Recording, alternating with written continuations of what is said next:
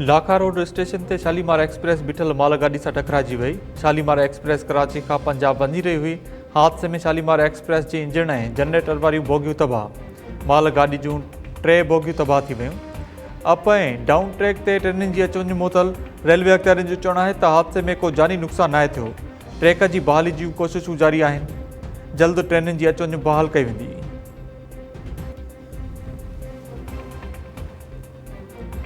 America ऐं Israel जी Iran ते बमबारी जारी। तेहरान, अस्फान, शिराज ऐं ॿियनि शहरनि ते हमला कया विया। ईरान जा बि जवाबी हमला जारी। सऊदी अरब में अमरीकी फ़ौजी अॾे ते मिज़ाइलनि जो मींहुं वसाए छॾियो।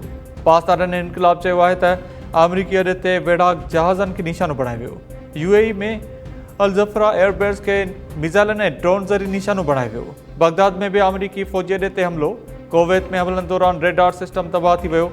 क़तर में बि हमला। विच इसराइल में मिज़ाइल किरण बाद इमारतुनि खे बाहि लॻी वई।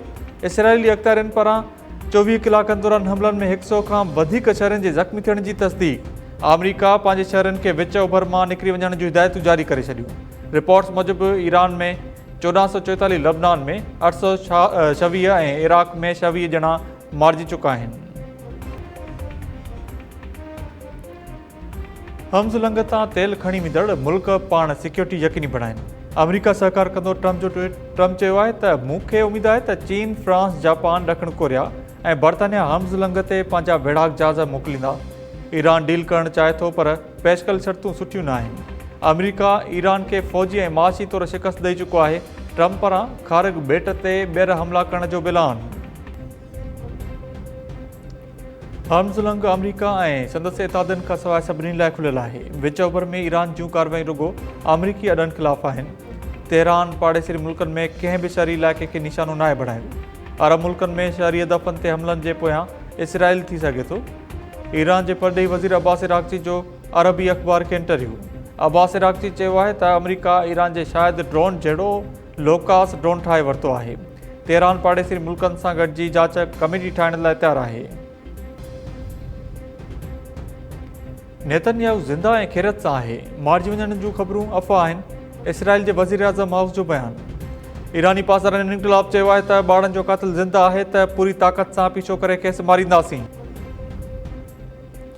पाक फ़ौज जा अफ़गानिस्तान में कामयाब हवाई हमला। वीडियो जारी। सिक्योरिटी ज़रियनि जो चवणु आहे त 14 ऐं 15 मार्च जी राति अफ़गान तालिबान ऐं फितनाल ख़्वारिज जे ठिकाणनि खे कामयाबी सां निशानो बणायो वियो।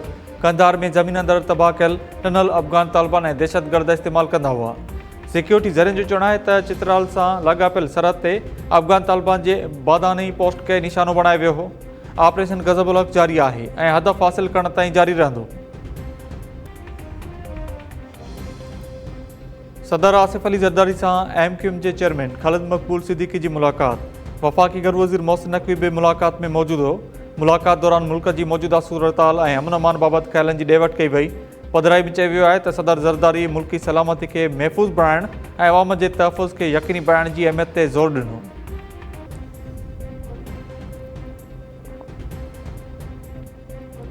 आइनी गवर्नर आहियां, ग़लति हुजां त तनक़ीद कई वञे।